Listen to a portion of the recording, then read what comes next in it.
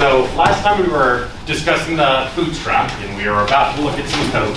So let's just remember what we were doing with this thing. So the Bootstrap is, you take your original data set, and there is a caveat that this stuff needs to be IID. So I need to have all these IID samples. And then what we're going to do is we're going to take an IID resampling from our original data set to produce a new auxiliary data set. And I'm going to do that over and over and over again. I'm going to do it cap B times.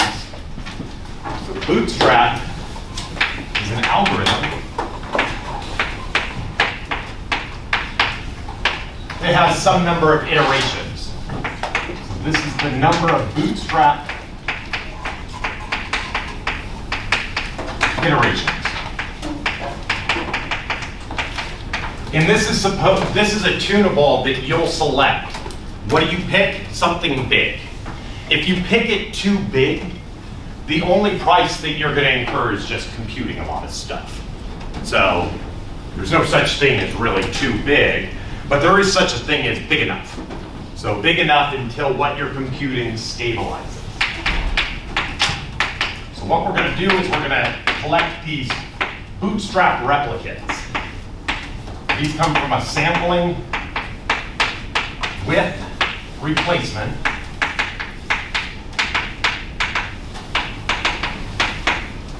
from X, the original data set, n times. So these are called Bootstrap replicates.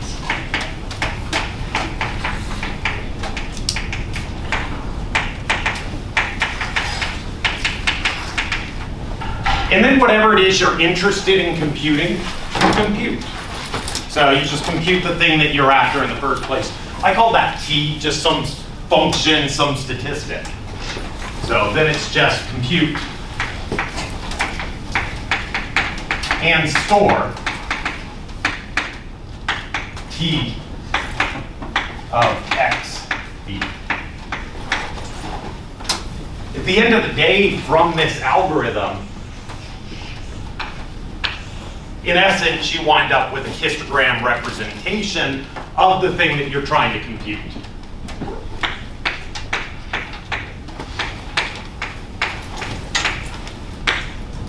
So these are just your T, X, B's that I'm plotting right here. This is the frequency of those things. So in a histogram sense. So I'm not going to label that. This is called the Bootstrap distribution.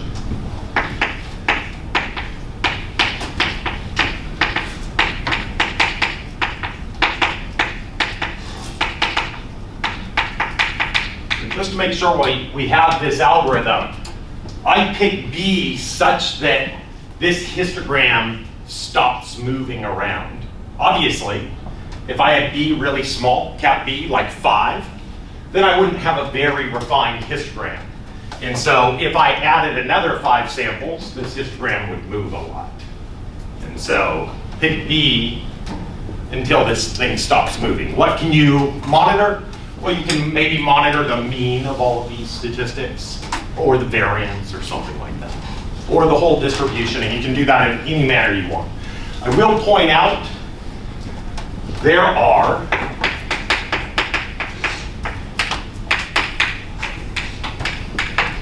are 2n minus 1, choose n minus 1, unique Bootstrap replicates.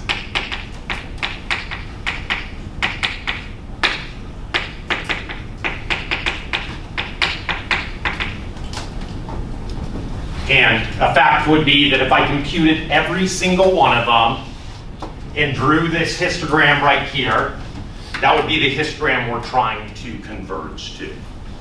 So in statistics, we don't like to compute everything. We don't like to collect all the data in the world either. And so what do instead? We throw darts, and it works out really well. And so if you want to compute every unique Bootstrap replicate, you can do it. but I'm just gonna run my little algorithm right here. And so sampling with replacement is really quick, it's really easy. Coming up with all the different unique Bootstrap replicates take you a while to figure out how to come up with all those partitions and make sure that you've got them all. If you guys want to know about things like this, review would be a really good time to ask me, like, how do I come up with that number? What's the argument? You know, you might think about it yourself until then, but I will be loading this class with little facts and anecdotes that I say, I don't want to derive that for you right now. But there's a partitioning argument for this number, and I'd be prepared to do that on Wednesday if you guys wanted. So anything you guys want to talk about on Wednesday, we will be doing a review Wednesday night, and we'll probably have it here. I'll make a formal announcement on that on Wednesday. So this is the Bootstrap. And this is kind of a cool thing. So what are we getting out of the Bootstrap though? Why is this cool? Let's look at an example.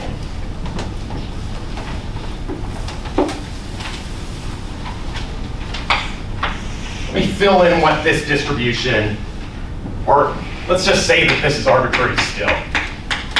And let's say our t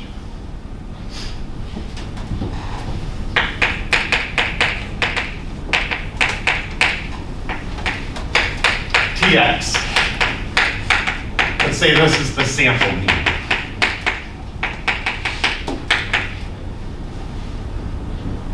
That's a statistic. So this statistics has a lot of cool properties. We'll keep discussing the mean throughout the class. We'll keep coming back to it. We'll see the mean pop up all over the place. And we like the arithmetic mean. There's other means that exist. We like that one more than almost all of them. So we'll be saying some reasons. We'll even say it at the end of this class, what we like about this statistic. But let's say I was interested in this. If I computed the mean of my Bootstrap distribution and I had B really, really, really big, you could probably convince yourself that the mean of this Bootstrap distribution will converge to the mean of the sample. And so all we're doing here, all of these things in my example are just means of samples. So they're just means of samples. How likely is each sample? They're all equally likely, because I'm just throwing darts right here. And so the mean of these things is just the mean of a bunch of means. And what is the mean of the mean? It's the mean. So it's a lot to think about right now. So the mean of the Bootstrap distribution would converge to X bar right here. If you had all the unique Bootstrap replicates, or if you have B cranked up really, really high, and we'd be within a whisker of X bar. And so the Bootstrap is not giving us a better T. It doesn't do that for us. It doesn't give us a better value. What does it do though? Distribution of T. I get a distribution. So I get an uncertainty measure. And so what we get out of the Bootstrap is not a better value here. So what's my best guess at the mean of this distribution? Probably X bar. So assuming the tails are regularized and variances exist, probably my best guess at the mean of F is X bar. So maybe somebody asked me, what's the mean of the distribution? I think it's that. So the Bootstrap's not giving me a better answer right here. It's giving me my uncertainty in what that quantity is. And so that's the whole point of statistics, is to quantify your uncertainties. So use them. So when you do your forecast, you don't want to say, what do I think the mean of the distribution is? It's that. How certain am I about that? Perfectly certain, because I don't have any other choices. Statisticians figured out a long time ago that's not a good answer. And so we can quantify this a little bit more, but where do I think the true mean of the distribution lives? Somewhere in here. Okay, so we can quantify that if we wanted to. So the Bootstrap is giving you distributional uncertainties about things. So that's pretty cool. Let me show you an example.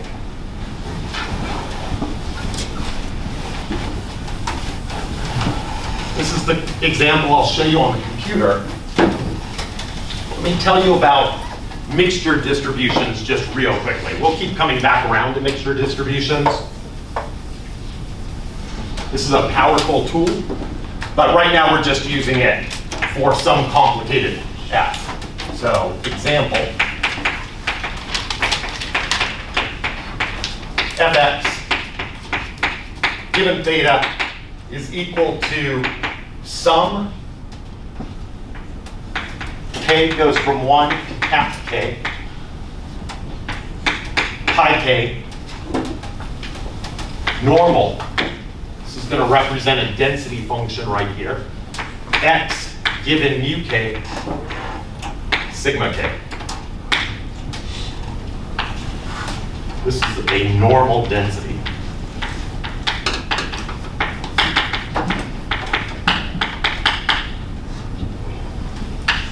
These are called mixture weights.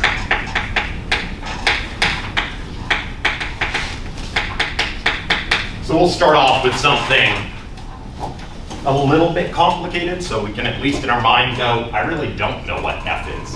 I don't know any properties about f. So these are going to be mixture weights where the pi k's live between 0 and 1. So normal density just looks like this. 1 over root 2 pi sigma k e to the minus 1/2 x minus mu k squared over sigma k squared. So just a normal density. This number right here is called the number of components. I'll say mixture components.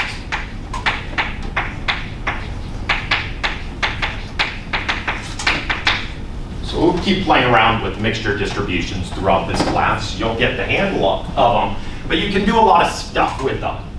And so let me draw you a picture.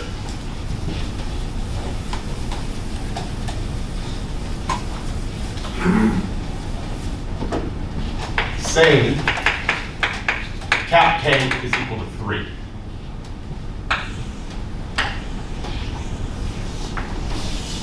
This is what my distribution might look like right here.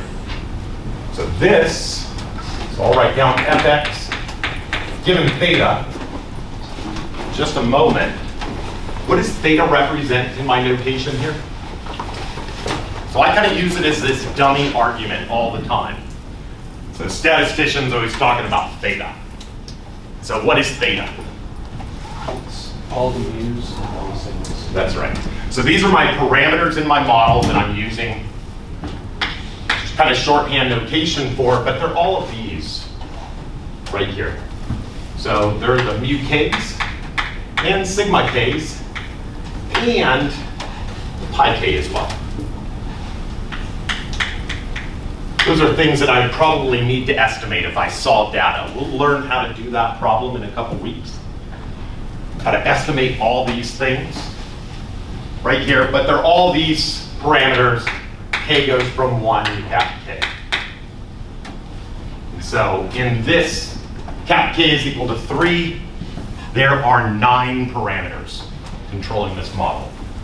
And so if this number is big right here, it'll make the mode corresponding to that centered value mu k and sigma k component k, it'll make it bigger or smaller. So the heights of these things have to do with these, the mixture weights. They're centered at the various mu k's. So I'll write down this is mu 1 maybe, mu 2, mu 3. This would have sigma 3 right here, sigma 2, sigma 1. The heights of these are going to have to do with how much weight we're putting on that component. And so these are all little normal distributions.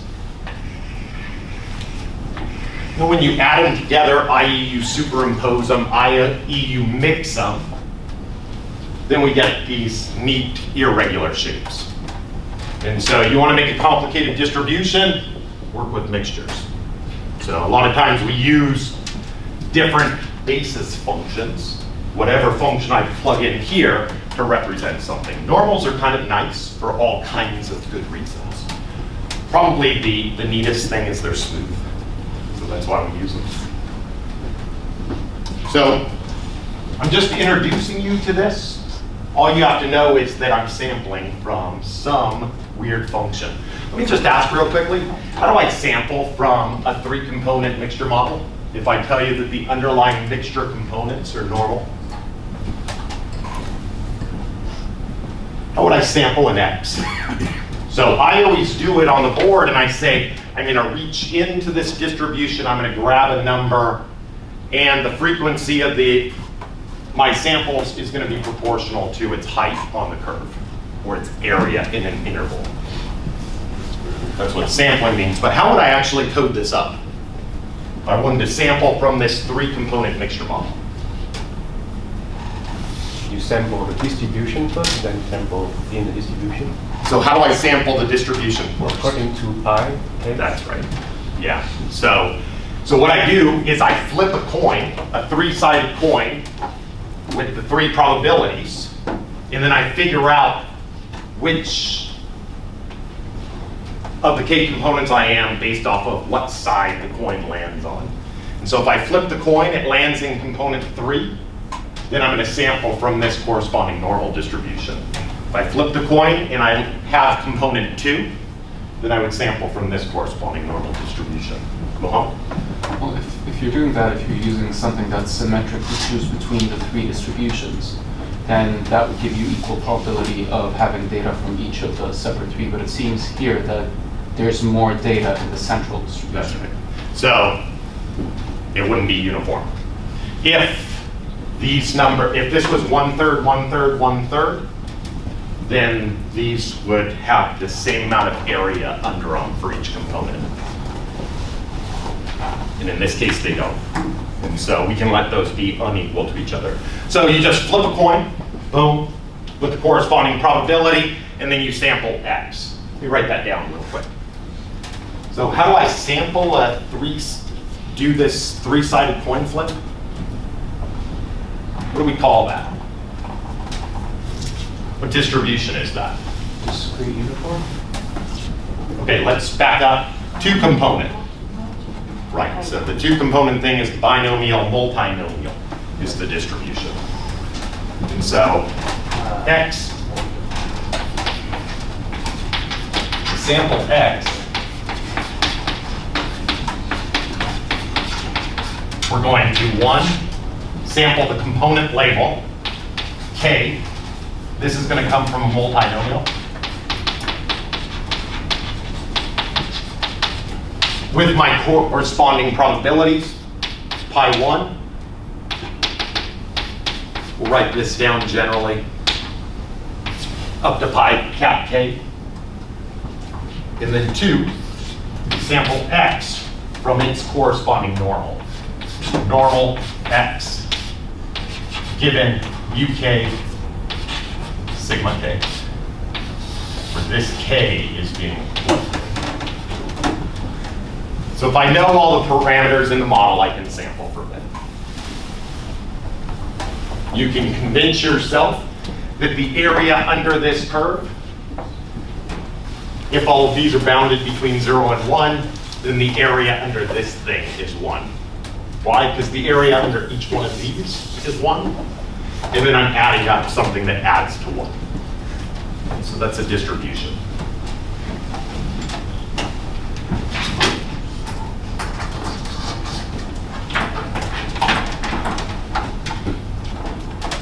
We're already doing something that nobody would want to touch back in the 80s. You need a computer to do this stuff. So what I'm going to do is I'm going to generate data from my mixture model, and then I'm going to work in computer statistics. Let's start real easy. So in our example, we'll sample from our mixture model, collect some data, and we'll let Tx be equal to x bar. That's just sum of the xi's over n.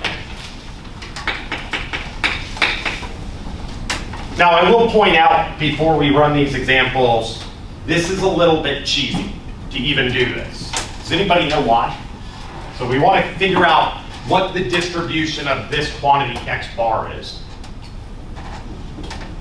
Well, it's already, by the central limit theorem, going to be normal. You're supposed to know something. Yeah, exactly. That if you've taken any stats class ever, you know that x bar tends to be normally distributed. So it's usually about normally distributed. So there's some limiting theory that we'll write down towards the end of this class, and I'll say about what I mean. So when I say it tends. But x bar, a lot of times we think it's normally distributed. So why? Because somebody told us that once upon a time. We'll try to prove that next time.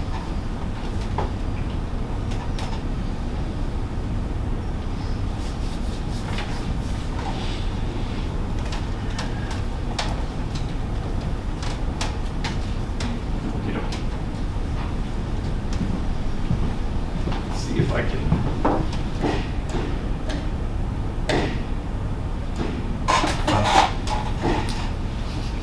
It's the light switch behind the door.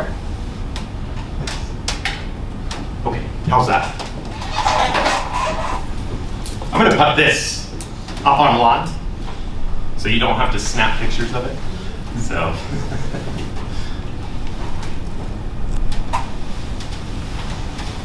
Okay. So here's my code right here. I'll just walk you through it real quick. I have an n, that's how big my sample is.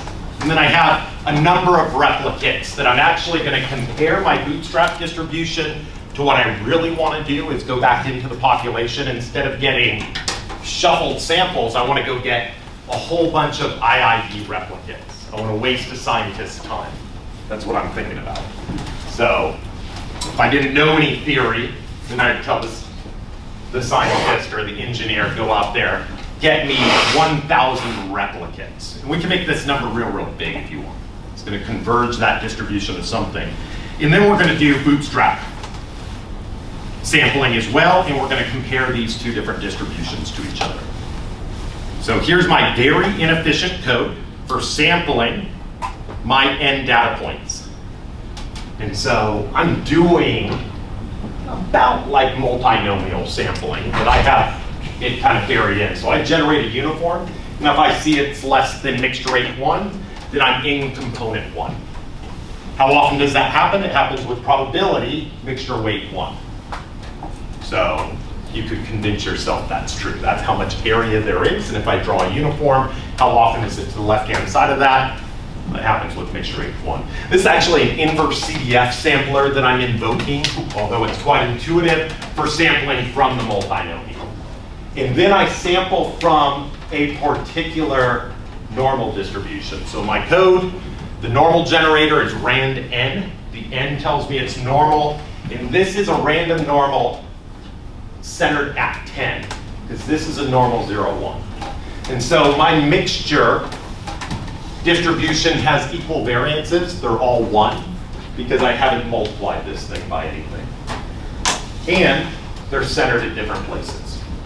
So you can look at that code if you'd like to. There's way better ways you can write it down, but usually the code I'll give you is going to be created just for your intuition, so you understand what's going on.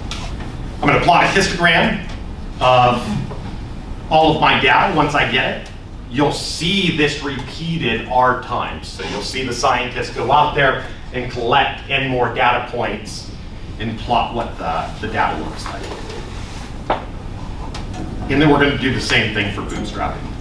So instead of going back out into the population, multinomial sampling, and then sampling from the normal component, I'm going to just bootstrap resample.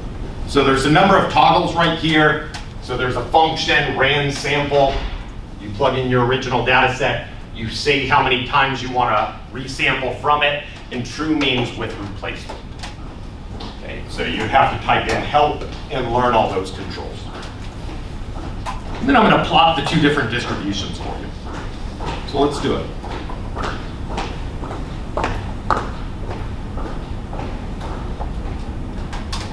And I'm going to give back the bootstrap distribution and the replicated distribution. The thing I'd like to go and tell people to do, go bring me more and more data. So instead of knowing math, we'll brute force this problem, we'll waste a lot of time by going and getting all these different samples. Okay. So from each one of those flickered things, those samples, we ended up creating this distribution. So this is the distribution from the universe that I created from my replicated stats. This is the thing I'm trying to mimic doing. Instead of going back out into the population, I pick myself up by my own bootstraps. I've got my one data set and I resample from it. If the amount of variation in the sample is about like the variation in the original distribution, then these techniques should be about close. So if you want to see proofs on that, that's fine. So, but it should be fairly intuitive that that's true. So question is are these distributions the same? What do you think? In the limit. In the limit. Yeah, in the limit, but we're actually dealing with real life for a moment. I know that's strange in a classroom. So, but maybe in the limit, if B got big and N got big, then they're the same. So there's two limits that we even have to deal with. How about just eyeballing it? Are those distributions the same? It's hard to tell, right? I look at the bounds over here. This one's about 6. See a 6 over there, about -2, -4. So the bounds are kind of about the same. Then how would you check this? If one of your friends came to you and says, I have 2 distributions, they have unequal samples in each one of them. So notice that my samples in this one and this one are different. Did this 1,000 times, and this is 500 times. So your friend comes to you with these 2 vectors, a vector of 1,000 samples and a vector of 500, and asks you, are those distributions the same? What do you do? Yeah, thank you. So how about a QQ plot? So some of you might have said, hey, what about that chi-squared test sort of thing or whatever? Maybe you might do something like that in higher dimensions, but this is just a one-dimensional thing. I like my eyeball better than calibrating some test. Okay? I trust my eye better in 1D than I trust a computer to do something. That's true. What would this distribution look like if you had just like taken the sample mean and variance and then used that as your distribution parameters? Say it again. Okay. Sorry. What would this distribution look like if you had the sample mean and variance? If I computed this and I had a 2-dimensional thing. No. Just like the distribution, like the bootstrap distribution compared to the normal distribution. Oh, like the I see. mean. Yeah, how is, so Elise wants to see one more thing. How normal do these look, right? That's about what you're asking. Is the central limit theorem kicking in? So we could try to answer that question as well with the QQ plot. So let's look at QQ plots real quick. Let me tell you what they are. So they compare quantiles of distributions. And so let me draw you a picture of this real quick. If you haven't seen this, you're in for a treat right now because this is a really cool diagnostic tool. This is one of my favorite plots. So, QQ plot. You'd learn this in Stat 101 or something like that. So any stat class you've taken. Let me just see hands real quick. Who does not know what a QQ plot is? Fair number of you. Okay, see if you can understand what this is. So I've got disk 1, and I've got disk 2.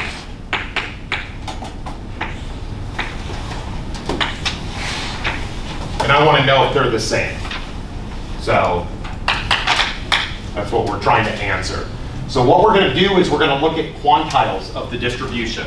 So I might look at the number such that the area to the left is 0.025. So this right here would be the 0.025 quantile.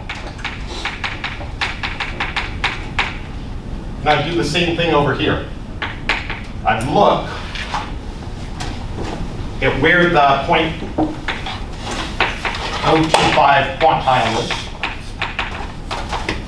in both distributions, and then I would plot them next to each other.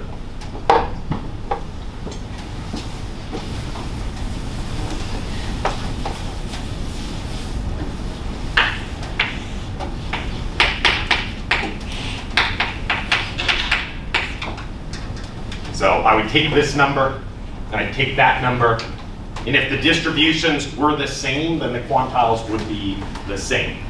And I plot them right next to each other. And then I do it again. I look at another quantile. So let's say this is the 0.05 quantile. That's the point such that 5% of the area is to the left of that point. And I look over here, and I do the same thing. I look where 0.05 of the area is to the left of this thing. And then I plot them next to each other. I keep plotting them next to each other for all the quantiles. You can decide how many quantiles you want to look at, but I just plot them next to each other. And if I get a QQ plot like this, it's telling me that the quantiles are not changing the same between the distributions. And so the idea is that when the QQ plot forms a straight line, then we think that the quantiles are at least a shift in the scale away from each other. And so the shift in the scale will control what that line looks like. But if the distribution is the same up to standardization, the mean and the variance don't mean much to us, but if it has the quantile positioning that's about the same between the distributions, then you'll get a straight line. Let's look at that. If you didn't get that, Wikipedia will show it. So Wiki will show you what this plot is. Well, let's look at an example.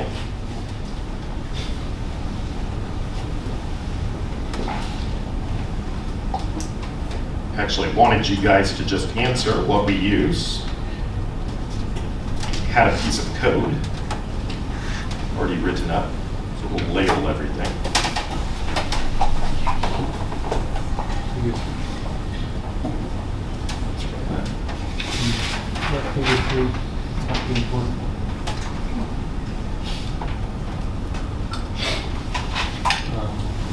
It was commented before the QQ plot.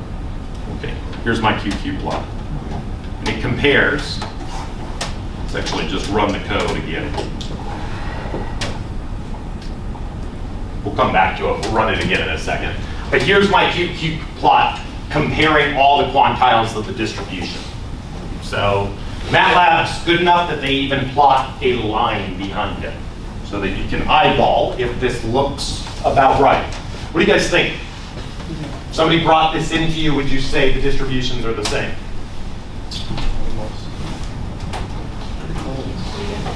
I would say no, they're not. But I would say they're close. And so I would say they're off in the tails a little bit. And so the Bootstrap tails tend to be off just a little bit because we don't see a lot of data in the tails in the first place. And so we're losing information. If n were higher, this might be closer. Actually, that's what I was just asking. Is it because of the black? Yeah, I think so. So let's do this again and let's change some of the simulation controls. So let's rerun this. Let's crank up n a little bit. Actually, let's turn it down first. I'm going to say n is equal to 10. Now there's a lot of unique Bootstrap replicates. 19 choose 9. That number's big. I can tell you that at least. So lots of Bootstrap replicates, not a lot of data. Let's see how this thing works.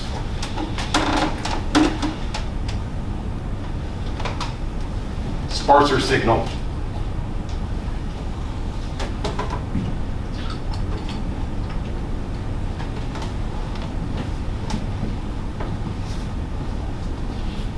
You guys play around with this online, you can turn off the plots.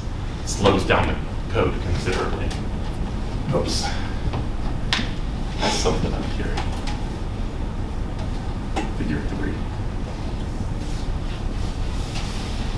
Apologies. Let's just run it one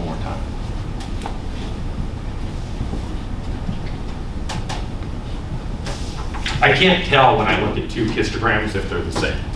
I can never tell.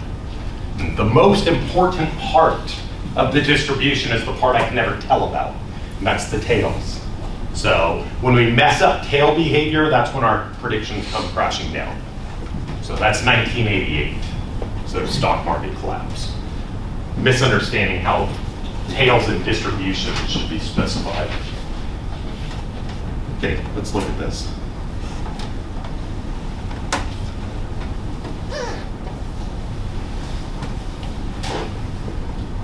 Here are my two different distributions, Bootstrap distribution and the distribution that I would like to get from the statistical oracles out there. So how close are these things? They're not that bad.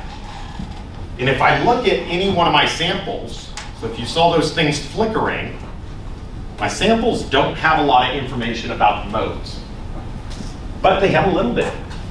And so it's kind of shocking that this thing even works at all.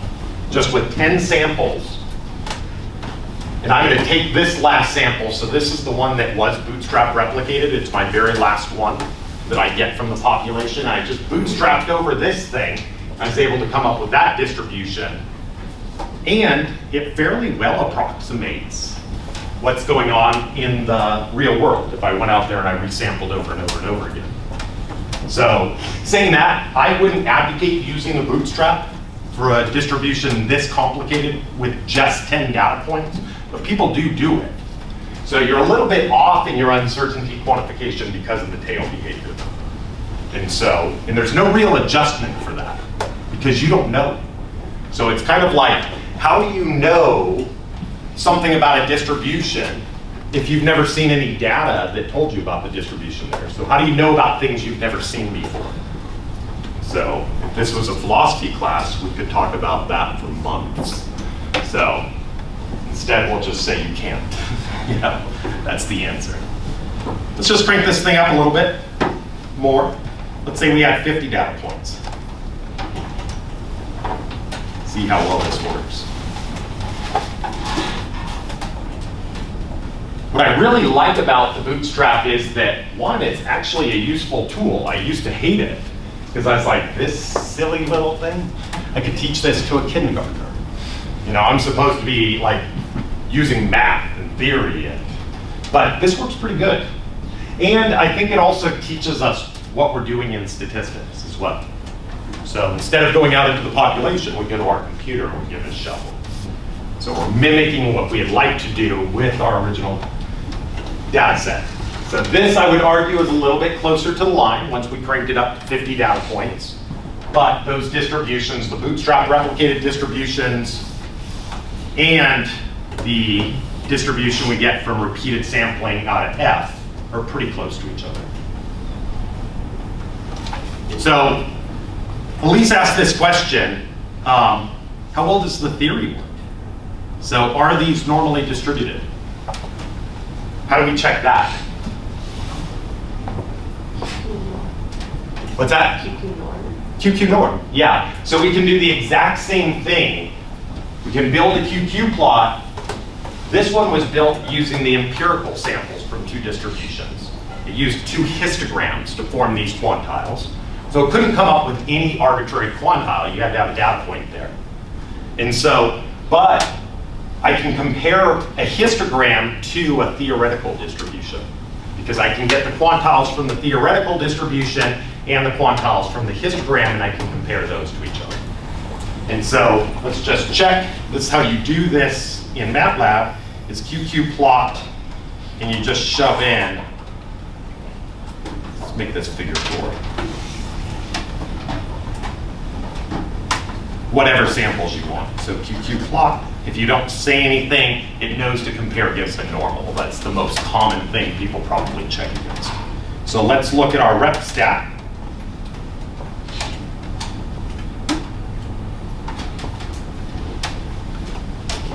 We've even tiled it for us. QQ plot of sample data versus the standard normal distribution.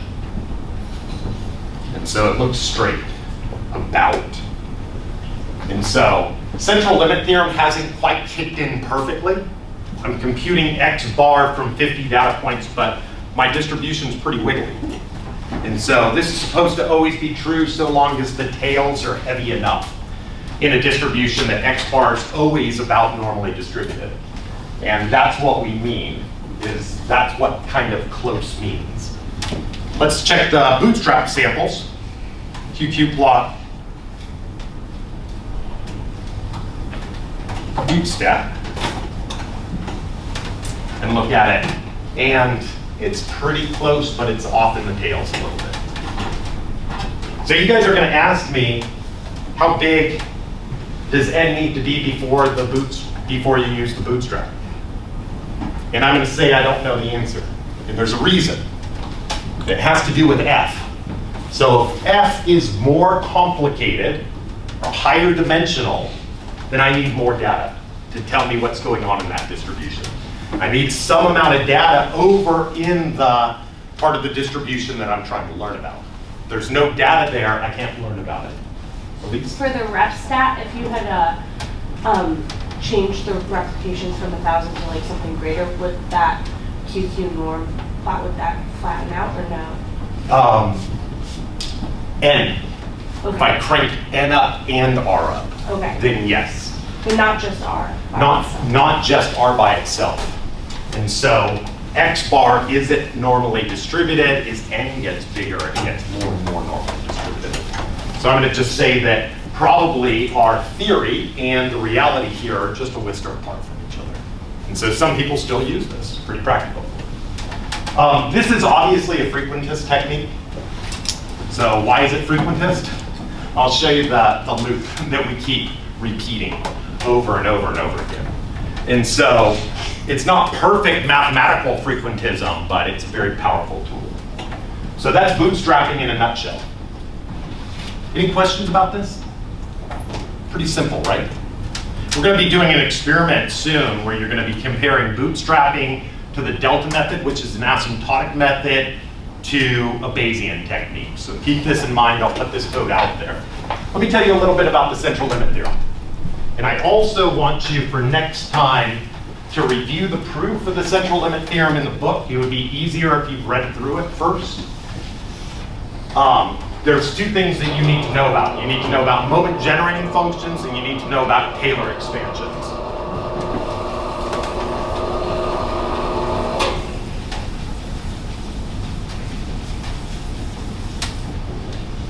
So, note for next time.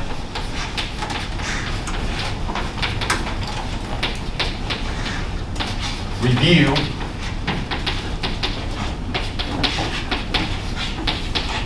Taylor expansions.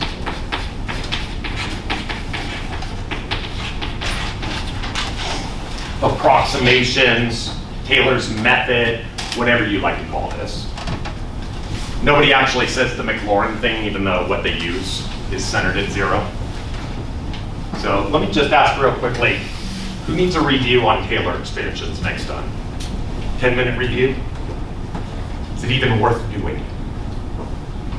What do you guys think? I think it's important enough to be worth doing. We'll go through just a little bit, but you guys try to review what it is. It's basically a polynomial approximation to a function. We're going to be using that, and you're going to want to review moment generating functions.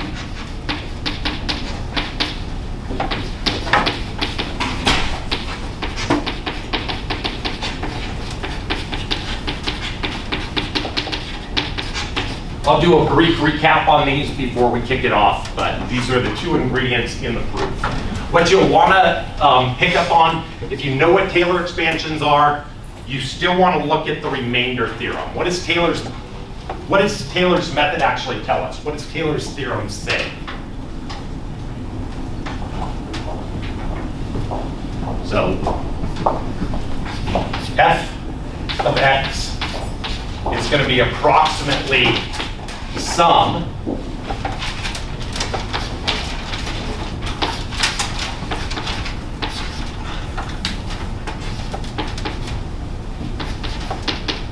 so we could write down this. So some function I can approximate using this. This is a centering parameter. These are coefficients. If you've taken a calculus class, which you all have, you know how to find those coefficients. So I evaluate the function's derivative, if it has them, at the centering parameter, and then I divide by k factorial. We'll write that down next time. How far away you are from this determines how good that approximation is. It's also determined by how many polynomial terms I use. Now, somebody that's a math major, tell me what Taylor's theorem actually says about this. I know one. It says any function can be approximated by a polynomial function. Yeah, almost. So it's got to be smooth enough. So the derivatives have to exist. That's how we find the coefficients. So it's not quite any, but a lot of functions. But Taylor's theorem talks about the error and how this function is bounded. So Taylor's theorem says something very specific about the error. Does anybody remember from calculus class? David, you used to teach math, right? Yeah. It's if you take the k plus 1 derivative, some value between the center and your x will be proportional to that. Your error is bounded by the k plus first term. Yeah. So you only have to look at the next term in the sequence to figure out how the error is bounded. And so when I ask you to prove it on a midterm or something like this, I'm going to want you to say something about what the error is doing when it's going down towards 0. So that's the important thing to look at in that proof. Moment generating functions, you guys should know what they are. And so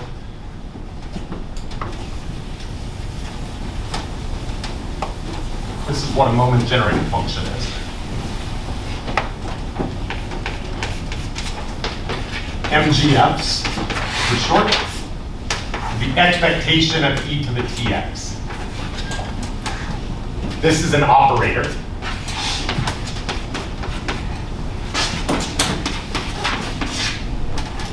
I'm integrating with respect to the sampling distribution.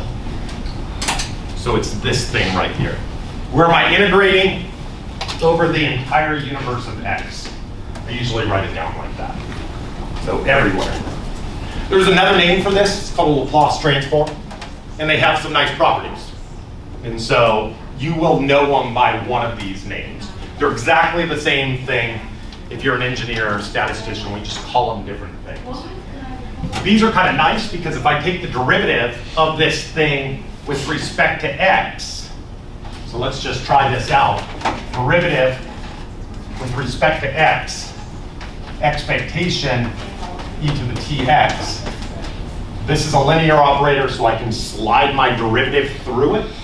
And this is going to look like expectation e to the tx.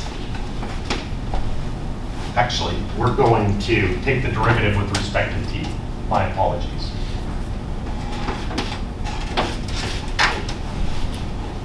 So derivative with respect to t. Then I'm going to solve it if t is equal to 0. This is the expectation of x. Right here. If I do it again, if I take a second derivative with respect to t, solve it at t is equal to 0, I'll get the expectation of x squared. So that's the second moment. If I do it a third time, I get expectation of x cubed. And so I get the moments. Let me just ask you a question. Is a distribution defined by its moments? If I knew all the moments, the mean, the variance, the skewness, all those things, we don't even know what they are. But all of the infinite collection of moments, does that define a distribution? Under certain conditions, yes. Yeah, exactly. So sometimes it's true. And so all you have to do is give me a distribution where all the moments don't exist. Can anybody give me a distribution where the moments don't exist? Cauchy's are pretty good. So it doesn't even have a first moment. And so not all distributions. The proof we're going to study is going to be about distributions with moments. So we're going to make a really weak central limit theorem claim using the Book's proof.